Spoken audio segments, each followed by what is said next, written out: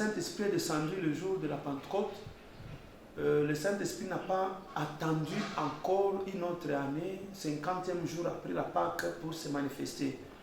C'est ce qui établit un peu la différence entre la Pentecôte chez les Juifs et nous les chrétiens.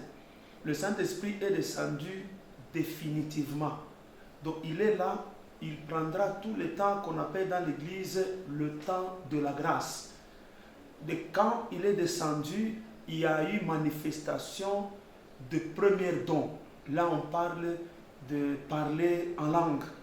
Et c'est ces dons-là qui a ouvert les portes, qui a attiré les gens, qui avait ouvert les portes pour que l'Église s'installe ou s'officialise en Israël. Donc la Pentecôte, c'est pratiquement un nouveau départ. Pour nous, les chrétiens, actuellement, la Pentecôte, c'est pratiquement la naissance de l'Église. C'est comme si on doit fêter l'anniversaire de l'Église. C'est ce jour-là que l'Église avait commencé. C'est-à-dire, Dieu avait permis que notre Seigneur Jésus-Christ puisse ressusciter le jour de la Pâque, comme sortie, comme délivrance. Et il a permis également que le jour de prémisse d'un nouveau départ, que ce soit pratiquement le Saint-Esprit qui descend, et c'était pratiquement le début de l'Église. Maintenant, pour nous aujourd'hui, partout où il y a le parler en langue, nous disons c'est la Pentecôte qui se manifeste. Si quelqu'un prophétise, c'est la Pentecôte qui se manifeste. Or, nous avons régulièrement ces manifestations dans nos assemblées. Alors pour nous célébrons cette fête-là chaque fois quand nous nous rencontrons.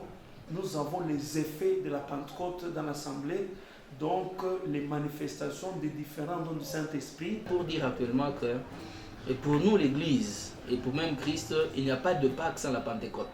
La Pâque, Seigneur Jésus-Christ avait payé le prix. Il nous avait racheté. Il avait racheté l'homme du péché, de la domination de Satan.